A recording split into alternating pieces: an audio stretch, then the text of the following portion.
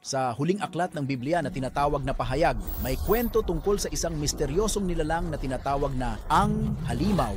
Isipin mo ang isang nilalang na napakamakapangyarihan at medyo nakakatakot ang itsura, may matatalim na mata at matutulis, baluktot na mga sungay. Undadoubtest fry lumalabas mula sa dagat. Ang halimaw ay napakalakas at nakakatakot na ang mga tao sa buong mundo ay namamangha rito.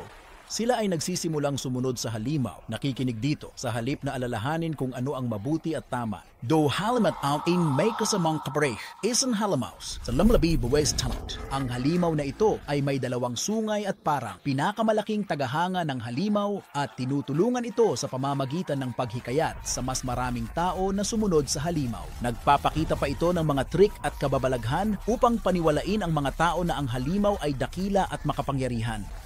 Isa sa mga nakakatakot na bagay ang halimaw ay nagsasalita ito laban sa kabutihan at Diyos. Sinusubukan nitong hikayatin ang mga tao na gawin ang pareho, inilalayo sila mula sa pag-ibig, kabaitan at katotohanan. Ang halimaw at ang kapareha nito ay may espesyal na marka na tinatawag na marka ng halimaw. Sinasabi nila na kailangan ng lahat na magkaroon ng markang ito sa kanilang kamay o noo, ngunit ang marka ay hindi mabuti.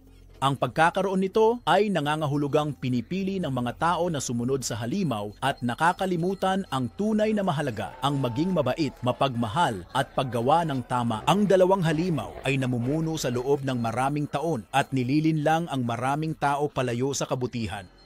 Ngunit narito na ang bayani ng ating kwento, ang hari ng kabutihan na nagniningning na mas maliwanag pa sa araw, handang tapusin ang lahat ng kalokohan at ibalik ang kapayapaan at kaligayahan. Isipin mo siya na nakasakay sa puting kabayo, iba hindi pinangungunahan ng isang makapangyarihang hukbo ng mga mabubuting tao, lahat handang ipaglaban ng tama.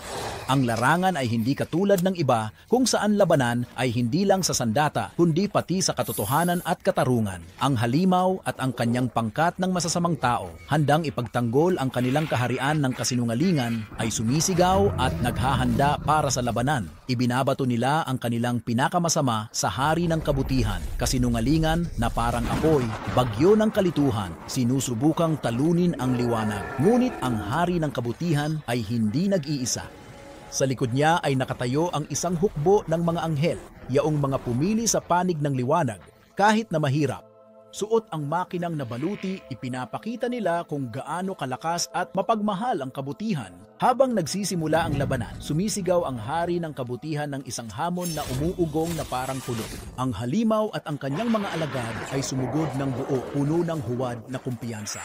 Ngunit pagkatapos, sa isang walang kahirap-hirap na pagwagayway ng kanyang kamay, nagpadala ang hari ng isang liwanag na napakaliwanag na parang araw na pumuputol sa mga kasinungalingan ng halimaw na parang matalim na espada. Bigla, lumaban ang mga anghel gamit ang banal na kulong, tinatamaan ang mga demonyo ng malakas.